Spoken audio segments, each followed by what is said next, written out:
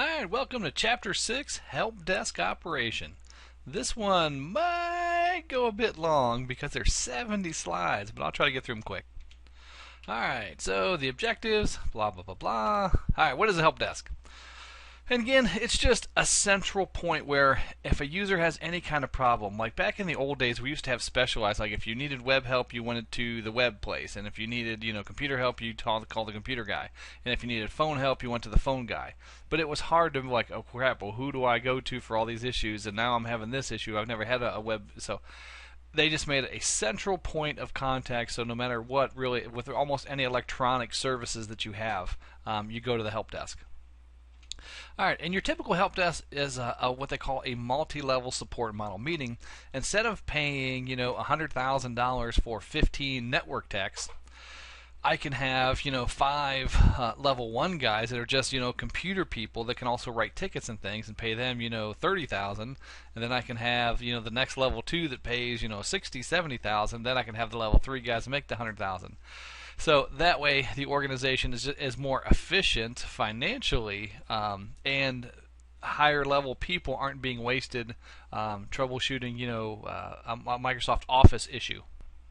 It's the same thing in all the other fields. Like a surgeon doesn't put band-aids on. The nurse handles that kind of stuff. You get the idea.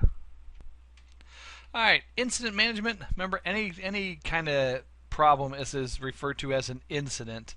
They don't like to say problem because then the problem typically means somebody did something wrong, so somebody's to blame. But if there's an incident, that's more like an accident, so nobody's to blame. So it's more of a politically correct term. Wow, I can talk today.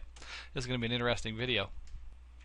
So when somebody calls, we record all the information.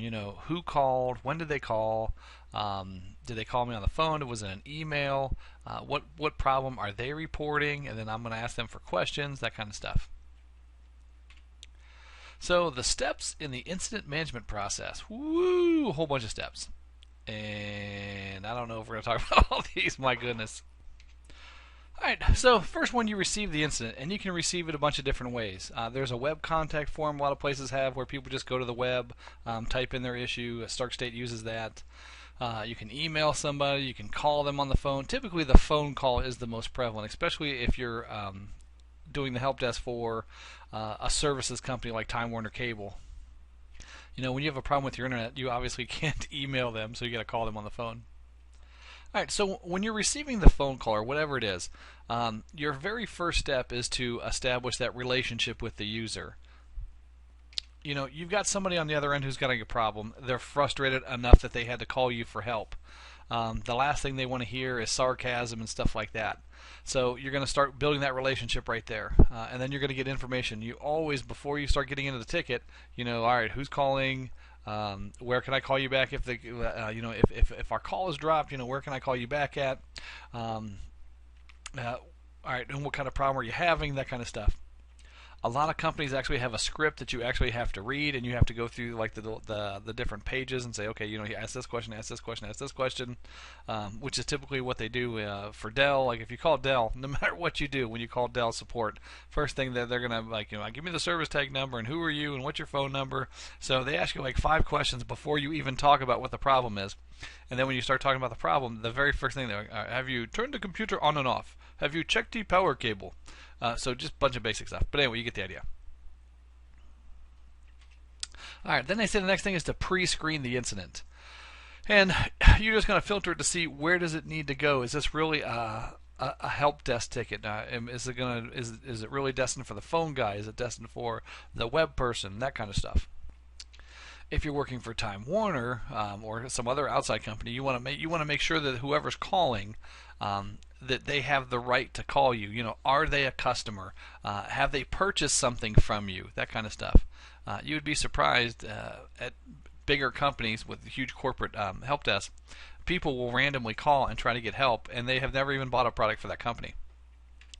Alright, then you want to authenticate the user. Do they have a registration code? Give us their phone number so we can check in our database to make sure they're a customer and they're authorized. When you call Cisco, they make you give them your contract ID number, stuff like that, because you want to make sure that they're authorized to use your service. Alright, once you've got them authorized, you want to log the incident. You want to start recording information.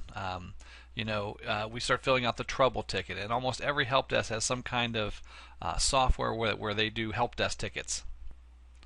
When you're logging these things, you need to make sure that you log as much detail as you remember. If the user is frustrated and crying, you want to log that. Because every once in a while, like, a ticket comes back, and you have to kind of like defend yourself on how you handled it. And if you wrote in the ticket, the user was being, very aggressive and angry towards you from the very beginning, that will help you a long way because obviously when you get in trouble, or when a ticket needs to be investigated and the user complains about you, they're going to come to you and they're going to ask for information about the issue. If you don't have that information in writing from back when it happened, then it's more like you said against what they said. But if they can pull up the ticket and see that you logged all that information, then they're like, oh, okay, I see that you logged it, so that makes more sense because you did it at the time that it happened. Which is, I guess, carries more weight than me saying, oh, well, when she called, she was very mean to me. So you get the idea. So anything odd about the call, make sure you record that. If the user is trying to make you do something like, oh, just send me a new one. Well, user continued to, request a new laptop, but, I advised her we would send a tech out to look at her current laptop, things like that. All right, screen the incident. You want to start asking some questions about the issue. What kind of problem are you having? Is anybody else in the room having that problem? Stuff like this. Because you just be surprised. Sometimes you get all the way through, and now, oh, it's an issue with my phone. Oh, well, that's not me. That's the phone guy. Let me transfer you, or something like that. Or let me make a work order. And then, is this just a question? Is it a problem? Do I need to send somebody out to you? So lots of different categories to when you're screening. All right, and then you got to prioritize the incident. And then, how serious is the problem? Can the user still be productive? Can they still handle things? Most places handle things, they typically do priority. And then everything else, like as far as the priority goes, it's FIFO, first in, first out. And when you're doing this, you need to look at the company productivity. If somebody calls you and their printer's not working, but they can print down the hall, and then somebody else calls you and their PC doesn't work, well, obviously the PC not working is the priority because that person can't produce revenue or do any productive stuff for the company, where the printer person is just a little bit inconvenienced by having to walk down the hall. And then I also hate to say it, but typically rank in the organization sometimes determines priority. When the CEO calls you and he's got a problem with his printer, or he doesn't like his mouse, and then somebody else calls you and they're very low on the company ladder and their PC's down, sometimes you have to go to the CEO first. But your company or the help desk manager typically has some kind of method to handle priorities, and they'll walk you through that stuff. So, is it urgent, high priority, medium priority, low priority, all that different stuff? That's kind of self-explanatory. Cisco has its own proprietary codes or priority codes. Priority 1, network down. There's no workaround. It's business critical. And then number 2, it's badly damaged. There's no workaround, and the business is severely impacted, but it's not critical. So you get the idea. All right, a queue is a wait line. A lot of places may only have 2 or 3 help desk guys, like Time Warner Cable, and when you call, you're in the queue, and you got to wait for your time to come up. Most places have like some system you can see how many calls are in the queue, and that way you can kind of maybe determine, does somebody else need to get on the phones? Do we need to hire somebody new? If my queue time, my average wait time, is getting around 5 to 10 minutes, that's not productive. If I've got 8 people in the organization waiting 5 minutes or 5 to 10 minutes on the phone, then obviously they're not producing. So I probably need to get another help desk guy in. All right, then you want to assign the agent, and obviously it goes by specific knowledge. If it's a networking issue, we call the network guy. If it's a phone issue, we assign it to the phone guy, and it's kind of so forth. And then we track the incident.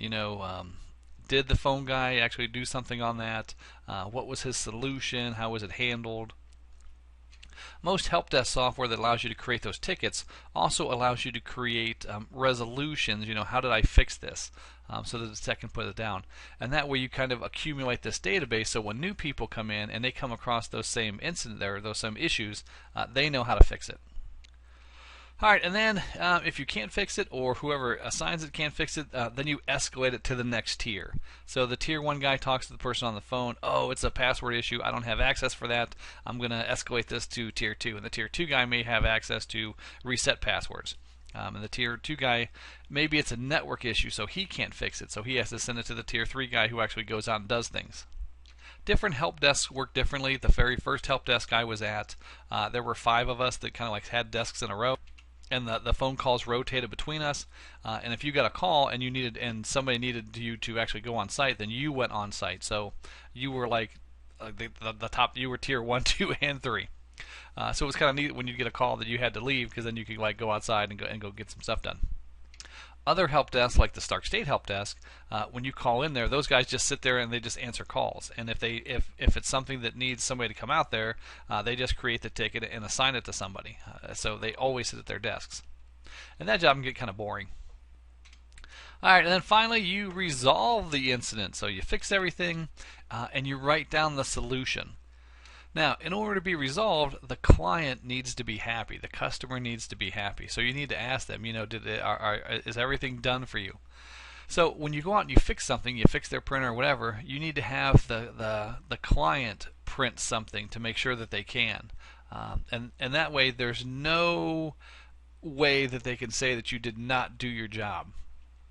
You're going to find, especially when you're an IT person and you're actually going out and you're resolving these tickets, there are going to be some people that don't like you, and there's nothing you can do about it. Like, they don't like the color of your hair, they don't like the color of your skin, they don't like the way you dress, they don't like that you're skinny or that you're overweight, and they will just hate you or not like you because of nothing that you ever did. And they'll complain about you for nothing. Like, you'll go out, you'll fix their printer, and then you'll leave. And then they're, oh, he didn't fix my printer. And really, had you just said, hey, can you print something, and they printed something, then you can go back and say, hey, I went and fixed their printer, user printed everything was fine, I left. Then you're kind of covered. So you never know when something weird like that's going to happen. Plus, sometimes the weirdest instance you want to make sure that you document. And let me give you an example. My first day at the help desk, I got my help desk job. I'm all excited. I got a nice crisp white shirt on, my tie, and I'm at the help desk. And the very first call comes into me, and it's the director of marketing. And she's like, "Hey, I'm having a problem with my keyboard. Can you bring me a new one?" And I'm like, "No problem, ma'am." And I'm grab a new keyboard, and I'm on my way. So I run over to her office, and got lost on the way. Found the office anyway. So she she's on the phone. She kind of like points to where her computer is, and she stands up and moves away from her desk. So I go there, and instead of even checking anything, I unplug her keyboard and I go to lift it up, and coffee spills all over me. She had spilled coffee into her keyboard, and that's why she called. But she never said a word about that. So this coffee goes all over my shirt, and as it's spilling, and I kind of look at her, she kind of puts her hand over the receiver. She's like, "Oh yeah, by the way, I spilled coffee on that." And then she goes right back to her phone call. So I replaced her keyboard, and then when I went back, I made a note about that and said, "Hey, this is what happened." And then obviously, now not because of that, but this director of marketing wasn't really doing her job. So they used that with some other issues that she had done to kind of get rid of her, which was kind of nice. So any documentation helps, especially if something happens weird, like you go to a user's desk and you notice something. That they may be having a piece of equipment that they should not have, that they had a CD in their drive that they should not have, something like that. Make sure you document that stuff. Alright, and then you want to close the incident. Hey, the user was fine, she agreed everything was good, and I left. You always want to talk to the user before you leave and say, alright, is it working now? Are you satisfied with the service, or however you want to say it? But you get the user to say everything is good, because then they can't say you didn't fix it, because obviously they told you everything was good. If you get in the habit of doing that, then anytime like your boss comes out with you and you're always saying that, he knows that you're always saying that. So when somebody tries to complain and say you didn't fix something, he'll be like, well, wait a minute, this guy always asks the user if they're done, if they're satisfied, if everything's working, so how could they not? So you know what, it kind of backs you up. So always make sure you confirm with the user, is everything good? Are you all good? And then make sure you close your ticket. Here's what I did. Here's how I solved it. I asked the user if they were okay, and I had her print a document. I had the user, open the spreadsheet up again. So whatever you fix, make sure you have the user do that again to make sure that the problem is resolved. And then document that resolution. To confirm the incident was closed or fixed, I had the user do this again.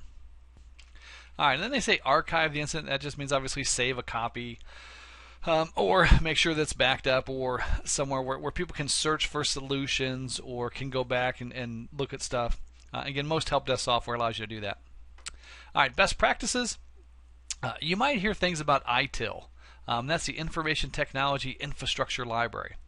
And it's a very wordy guide to cover, like incident management, problem management. Most places typically nowadays, especially any big company, uses it for change management. Because you've got so many IT people in an organization, and you've got different shifts. There's the day shift, there's the afternoon shift, there's a midnight shift. If somebody makes a change, the next shift needs to know about the change or need to know where they can go look to see if there was a change. Because if somebody makes a change at 4 o'clock and then leaves at 4:30, and then the 5 o'clock guy, whatever, comes in, and there's an issue, and it's based on that change, it's a lot easier for him to find it if you have a solid change management policy. If somebody rolls out a whole bunch of updates and then leaves and doesn't tell anybody, when everybody else comes in, they're like, crap, the whole network's down and we don't know what's going on. And had the guy just wrote down, hey, I did these updates, they could have just rolled back the updates and see if that fixes it, and everything would have been great. So those are so ITIL are specific guidelines for incident management, that kind of stuff. So I guess ITIL is really just management guidelines for managing IT. All right, and then ITIL best practices. With incident management, obviously the goal is to restore services as quickly as possible. With problem management, it just gives you, strategies to fix and find the root cause of problems. A lot of times when we go out and fix a problem, we're actually only fixing the symptom. That problem was a symptom, and there's actually some other problem lying way there that's going to rear its ugly head again. And then these other ones, they're kind of self-explanatory. When we make changes, releases. When do I update or push out updates? How do I test updates? And then configuration and inventory. You would be surprised how many organizations out there do not have an accurate inventory of their electronics, and how many are losing thousands of dollars a year due to employee theft. Alright, so when you work at the help desk, lots of different physical layouts. I said, like the place where I was at was a big long the room was long, kind of like rectangle shaped, and we all had desks along the wall, so that our backs were against the wall, so a user could come in and go to any of the 5 desks. And then the phones rotated round robin, so if you got a call, the next call coming in would go to the next guy. A lot of places use cubicles. Sometimes they're not even fully a square. You only get 3 sides to your cubicle. Some places have regular telephone sets. Some places use headsets. So they're all different depending on where you go. Alright, and then stress. Woohoo! Help desk is one of the most stressful jobs because you're dealing with all kinds of different people at every different level of the spectrum. You're going to deal with stupid people, and you're going to deal with frickin' geniuses. You're going to deal with janitors, and you're going to deal with CEOs. You're going to deal with small problems like, oh, I can't open my email, to the biggest problem, my computer won't turn on, or the internet's out, that kind of stuff. Or, hey, we lost, the whole west wing of the hospital, and nobody can get anything done, and people are dying. That's a lot of stress. But there are a lot of things you can do to kind of alleviate this stress. What the first thing, inadequate training. If you're not trained for the job, you're going to have more stress. So if you're not getting training for the job, make sure that you maybe seek out training on your own. Talk to some other help desk person. Hey, how do you do this? How do you do this? How do you do this? That kind of stuff. If you lack the qualifications for that job, you might want to, say something, or maybe start working on those in your off time. If they give you inadequate resources to do the job, sometimes you get a computer and that's it, and you're like, oh great. So every time somebody has a problem, you got to go run somewhere because maybe you don't have any remote software. A lot of places you can still sit at your desk and you can just remote into the user's PCs and fix them. Poor workplace ergonomics. A lot of places have crappy, cheap chairs and cheap desks and cheap keyboards. Some places have unrealistic management expectations. The manager expects you to be able to do all this stuff, in the second week. You're like, really? Some places are abusive, where you got users that'll cuss at you and things like that, and then that's perfectly acceptable in the organization. Then there's office politics, which is everywhere, and then you get work style differences among employees. Some person is a high performer and is highly motivated and wants to close 100 tickets a day, but the goal might only be 50 tickets a day. So now he's mad at you because you're only closing 60 tickets a day, but he's closing 100, that kind of stuff. So symptoms of job stress, fatigue, aches, pains, having a hard time concentrating, just being mad. We all know when we're stressed. So how do you fix that? Well, they say personal stress management techniques. Organizational change. Organizations don't change, and they don't change fast even if they do change. Typically for an organization to change, upper management has to change. You need to get a new CEO, and he needs to have an agenda, and he needs to institute that change. So if you've got job-related stress, maybe you can try to reduce noise by putting a headset on. Maybe you could, put a note on your door so people aren't interrupting you all the time. And take breaks. If you got 5 minutes, don't just sit at your desk where all the stress is there continuing. Maybe walk down the hall or maybe go outside, with the smokers and hang out, that kind of thing. All right, so again, a lot more and more each day we see better tools for help desk. We have tools for agents, tools for managers, tools for end users. And these tools include like help desk software to allow us to create tickets and track tickets and escalate tickets and document this stuff. And then we have client information.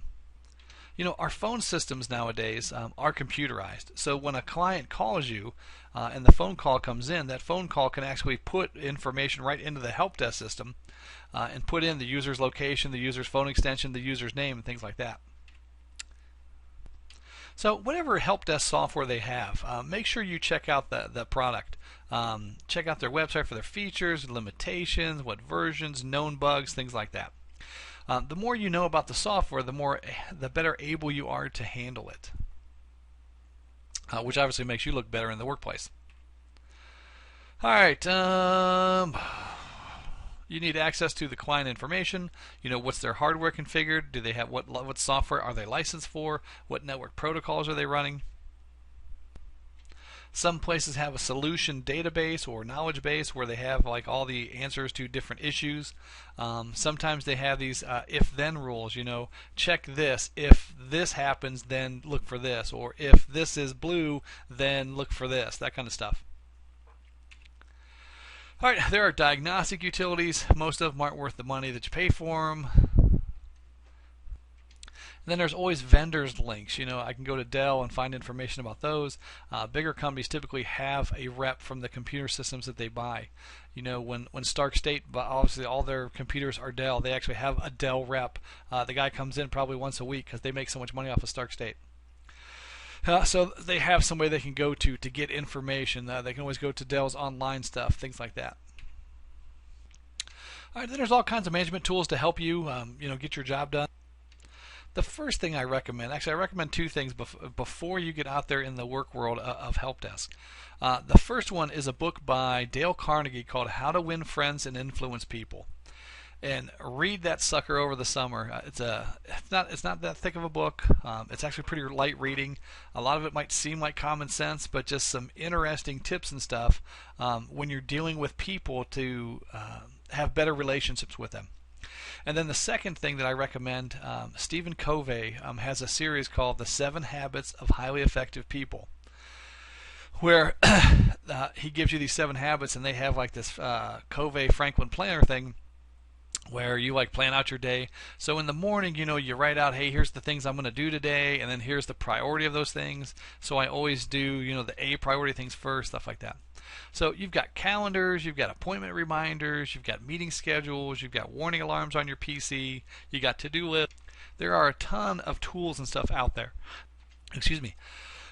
But it's up to you to use them effectively. I think the first two things you should probably get into again is that how to win friends and influence people, and then the 7 habits of highly effective people.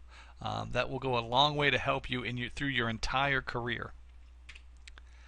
All right, then asset management. We need to track inventory. When we buy something new, we need to record, where it was purchased, when it was purchased, who purchased it, how much it was purchased for, what's the serial number, what kind of warranty does it have, when does the warranty start, when does the warranty stop, what kind of support comes with this, and then we typically put these metallic asset tags on them, and then we start recording things by asset number. Like Stark State has asset tags, so whenever you have an issue with something, you can just give them the Stark State asset tag number. And they'll know exactly what you're talking about because it's all in the database.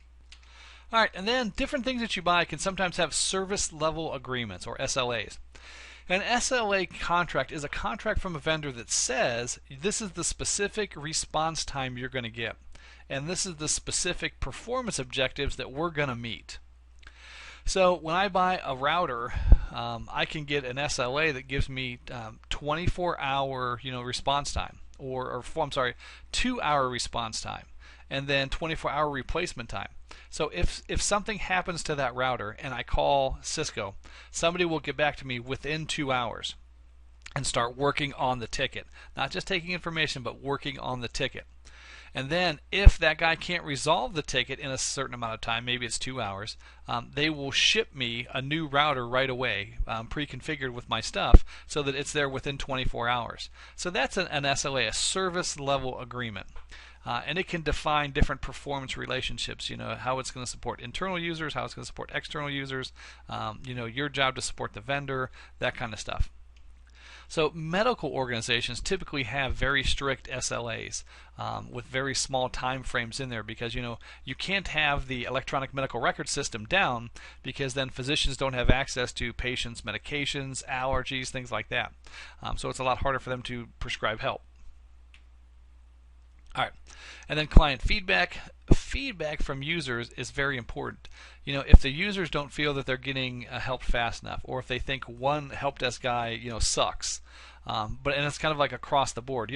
If a couple people don't like somebody, that's maybe a flag, not necessarily, because again, some people are not going to like you just because of something stupid, because some clothes you wore or something. Some people aren't going to like you because you're attractive. Some people aren't going to like you because you're ugly.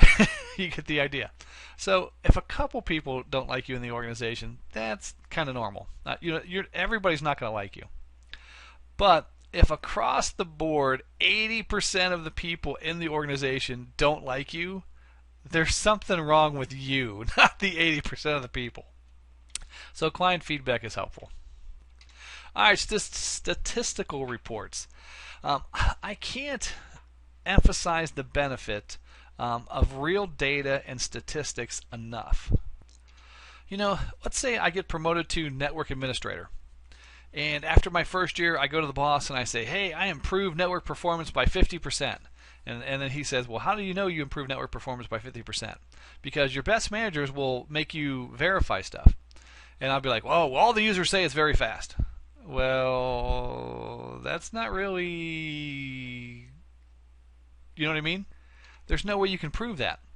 But if when I started the network as a network admin, I was doing some pings and some trace routes, and I was recording the time it took for those packets to get to destinations, and then I made a bunch of changes throughout the year, and then I ran those same reports and showed that I went from 10 milliseconds to 5 millisecond response time, then I can take that to my raise meeting or my evaluation, say, look, here's where when I started we were at 10 milliseconds access time, now we're at 5, so I have improved performance by 50%. That's concrete information. Nobody can argue with that. So he who has the information is the king.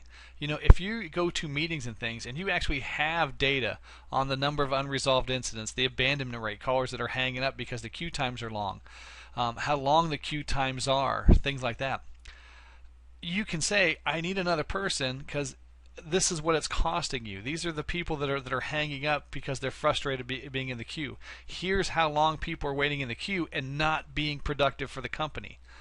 that kind of stuff. So you can't argue with that. I can say, oh, well, if you go to a meeting and everybody's like, oh, well, the IT help desk sucks. People are always, they're always complaining about the help desk. And then you say, well, we need a new person. Do you see how that kind of seems like you're making an excuse to issues that are being brought up about you? But if you provide data and say, look, here's what's going on. We have a queue time of 20 minutes. People are hanging up. We can't resolve these tickets fast enough because there are X amount of people. That you have 800 people in the organization, and I only have 3 help desk people. And then you can show them, well, the national average is, 20 users per help desk guy, but we have, 200 users per help desk guy. Stuff like that. So if you've got the right statistical information, you can back up, what you're saying, and nobody can refute that. So he who has the information is king. He will always win an argument because he has the information to back up what he's saying. You definitely want to stay away from he said, she said incidents because that never works for anybody. Alright, so we can have customizable interfaces on our stuff. We can have telephone interface systems where it can kind of manage your calls and manage the queues and tell people, hey, I'm going to call you back, when it's time, like Time Warner Cable now, when you get in the system, it says, hey, the average wait time is 45 minutes. We will call you back, when we're ready. And then that way you don't have to sit there on the phone. They call you back automatically, and then 2 minutes later the guy calls you in the queue. So they call you when you're like 2 or 3 in line, which is kind of nice. Other places have an automated incident management system where when you call, it asks you questions, and depending on how you answer those questions, it will route you to who you need to go to. Press 1 for sales, press 2 for marketing, that kind of stuff. Alright, and then there's end user tools to direct end users to help information, how they can submit their own help desk, things like that. Alright, they mentioned some different help desk software here. It's kind of nice to practice with some help desk software. I would stay away from the large scale stuff, unless you're going to go work for Diebold or some large multinational company. You're not going to be playing with large scale enterprise software. I would stay with smaller scale stuff. There's a popular free, or it's free, relatively free. It's called Asana, A-S-A-N-A. I would definitely, a lot of these like Numeris Track, a couple of the other ones, allow you to download a trial where you can play with it for 30 days. So find 1 or 2 help desk programs and download those and check them out. Just the trial is free. Don't buy anything, and make sure that you're not getting you don't ever give them credit card information. And that way you can kind of see what you can do in these things. When you actually get hired at a company through the interview process, that's what some of the questions you should be asking. What kind of software do you use to track your help desk incidents, things like that. And then if they call you and they offer you a job, you can start researching that software right away so that when you get there on day 1, you've already downloaded the trial, you're already familiar with it, and they're like, wow, this person's motivated. This is the kind of guy that we really want here. Alright, then there's other free software, Spiceworks, woohoo, Max Design Studio, Webdesk. I've never even heard of some of these. But you get the idea. Most of them offer a trial or an evaluation edition that you can check out. Alright, here's the one from HelpSTAR. So this is what a service request looks like from the user. So the user, put in his information and you just use drop downs and then wrote what I'm unable to print documents. And then here would be like an agent. This is Beth Markham, and this is what she would see. So she would have a workspace where her tickets would start popping in as she would getting them, and then she needs to start resolving those tickets. Here's their knowledge base. Hey, I can type in looking for this issue, and then hey, here's a printer problem issue. Here's how I resolved it. This is like an inventory screen where here's an asset. There's a loaner projector. Here's how much it costs. That's available to loan to staff, that kind of stuff, and then who I loaned it to. The management dashboard. How many tickets did you have? How many did you close? How many are opened?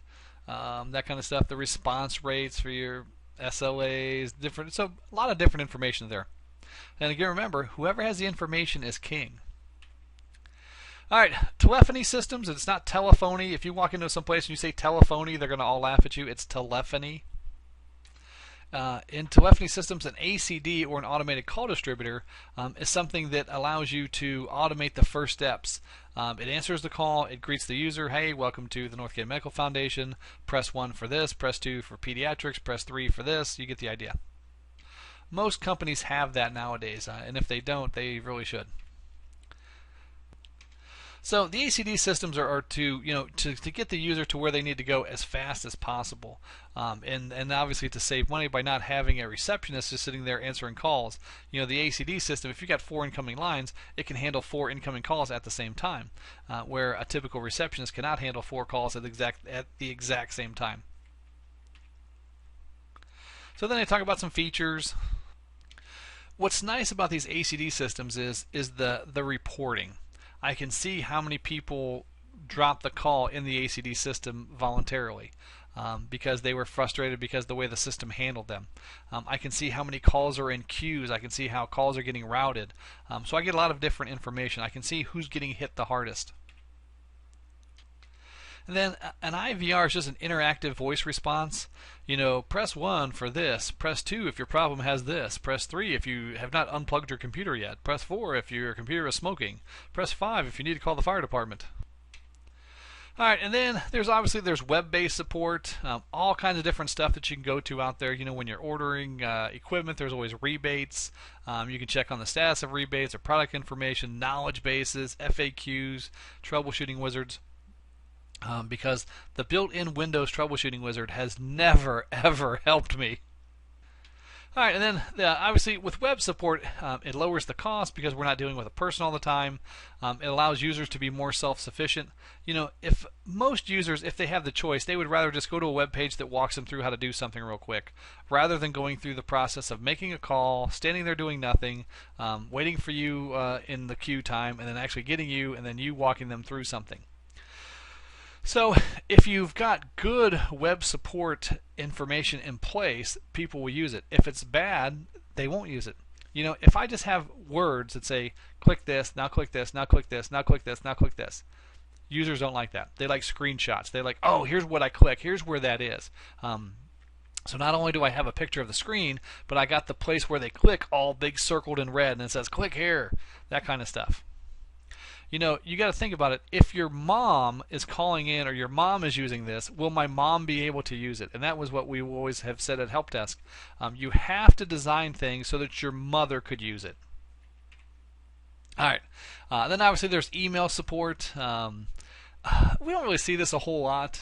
It's just because, remember, most communication happens non-verbally. So even on the phone, I can tell if somebody's mad or not, and I kind of get a gist for what they're saying and how they're saying it. But through email, we lose all that. But through email and web support, we can make better use of our time, so we're not held up doing silly things or doing the same thing over and over again. If one of your common calls at the help desk is, how do I schedule a meeting room? A lot of businesses use Microsoft Outlook, and they use Outlook to schedule different conference rooms and things. And a lot of people don't do that very often. So when they do it, or they're newly promoted and now they have to do it, they don't know how. So if you've got something that's on the web that says, hey, here's how to schedule a web meeting, you'll reduce the amount of calls you get for that. And then every time somebody does call you, oh, and by the way, if you forget, I'm going to send you a link, and that'll take you to how to do this again. And that way that customer doesn't call you again. You want to train users to be more self-sufficient. So when they call you and you fix a problem, you want them to be able to fix their problem from that point forward. You don't want repeat business. Repeat business is great in fast food, but not in IT. Alright, most places have an intranet, and that's just a website that's not available to outside the organization. The intranet website, has FAQs for help desk, it has, forms for HR, call-off forms, things like that. Alright, trends in help desk operation.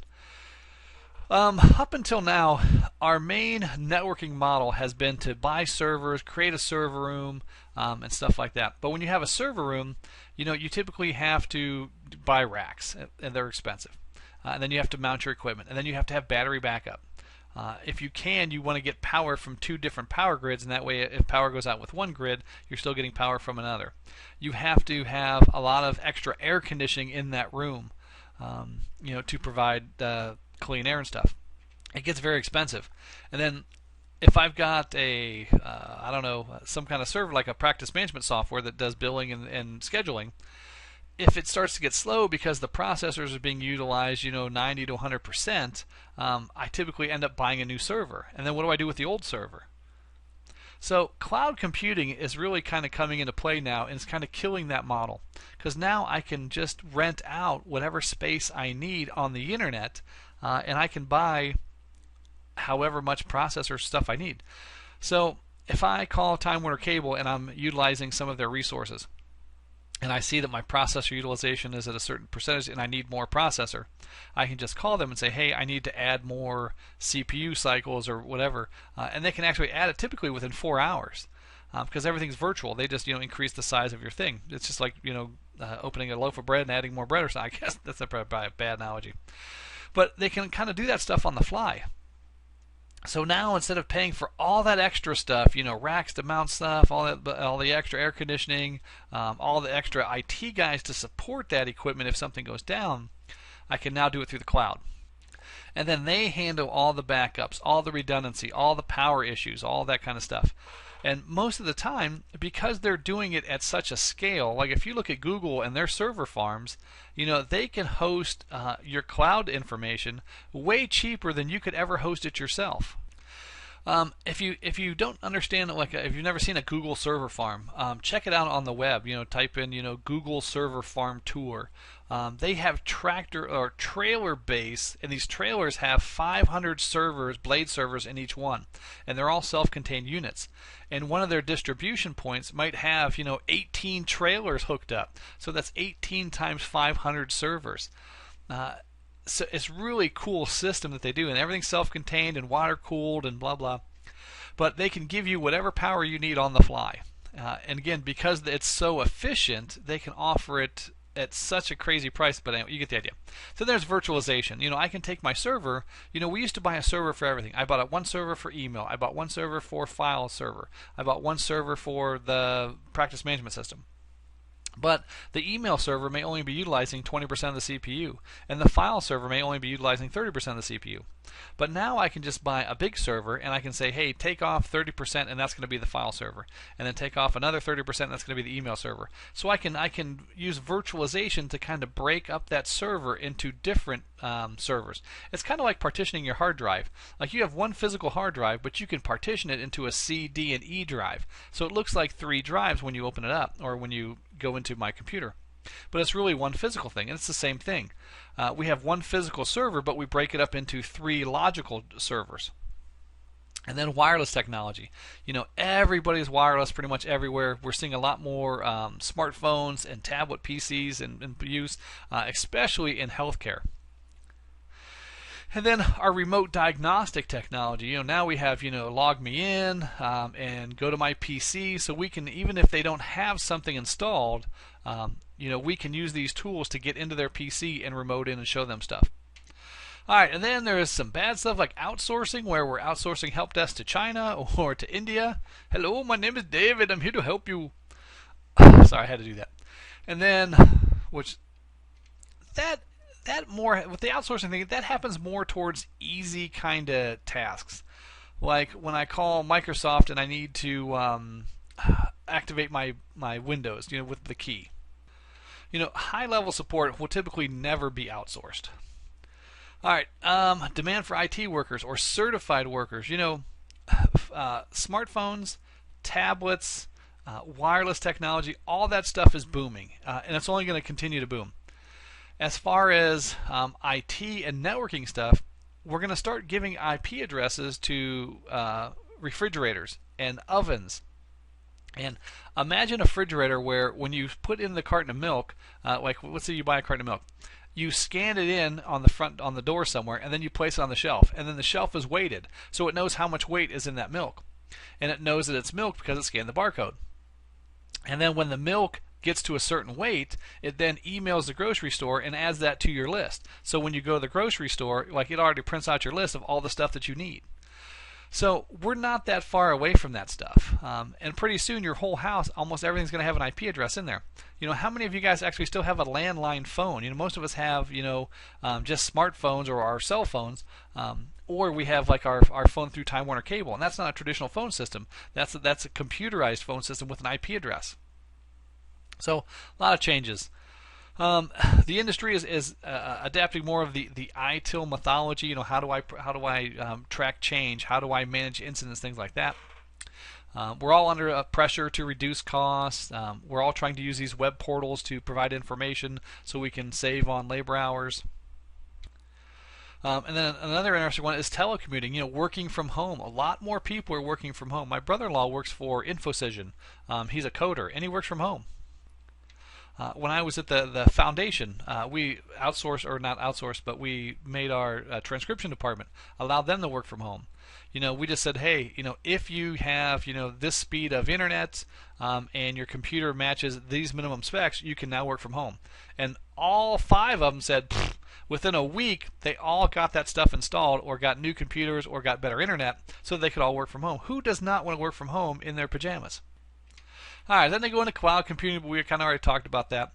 The only disadvantage to cloud computing really is when the internet's down, everything's down. If Google's hosting all my stuff and somebody here right outside my organization crashes their truck into a telephone pole and takes down my internet, I'm down. There's nothing I can do. I don't have anything on site to do anything with. So most of the time, you can kind of get around that by having internet from multiple service providers.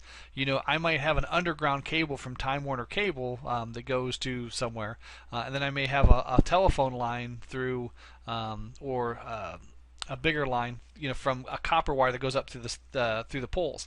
And that way, if somebody hits a pole, I still have my underground wire. If somebody cuts into my underground wire, I still have the pole. All right, virtualization is just the bomb. If you have not played with some virtualization stuff yet, you can download VMware Player, and you can actually set up a virtual machine. A lot of YouTube videos on how to do that stuff. Outsourcing, again, outsourcing was big maybe a decade ago because it's like, oh, we can outsource all this stuff to India and quit paying the high prices. Well, nowadays, stuff is so much cheaper in the U.S. Like, IT people, when IT was first booming, made a boatload of money because IT was much harder. There were dip switches and all kinds of weird configuration settings. Even when you hooked up a modem, you had to write a configuration string. Nowadays everything is plug and play. It used to be anybody that did computer stuff was a high-level person. Nowadays, not so much. We've got high school kids that are building PCs. We never had that before. So in the old days, we were paying somebody $20 an hour to fix PCs. So outsourcing something to India was a lot more attractive. Nowadays, we'll pay somebody $10 an hour to work on PCs.